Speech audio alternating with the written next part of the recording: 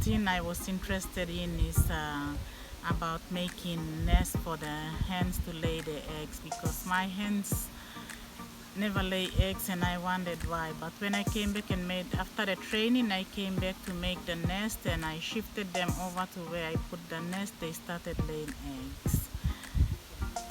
So that was so interesting. Like making the nest too is so interesting. I nailed my nest and then I husked the coconut, put the husk, spread them and left them like that. And the next day when I came and checked, there were already 2 eggs there. And now there's already 8 eggs in the nest.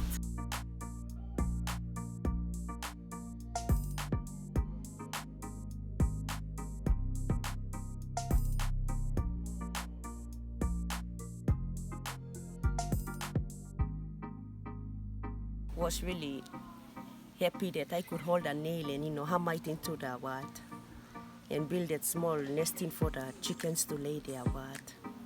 And it was really nice.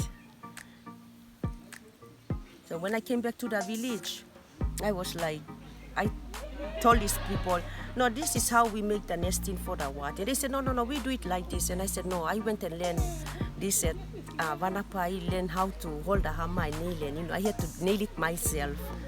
So they said, okay, it's okay, you can do it yourself. So how you do it, you do it. So I had to do it myself.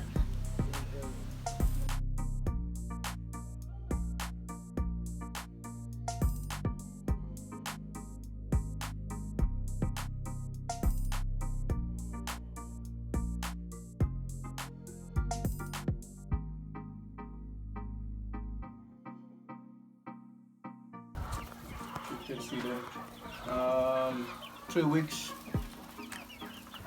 and 2.5 weeks. So they in the brooder. They look good. Okay, the best thing I learned about my training was doing the nest for the chickens. I had few chickens before, but then I wasn't thinking that the nests were important for the chickens.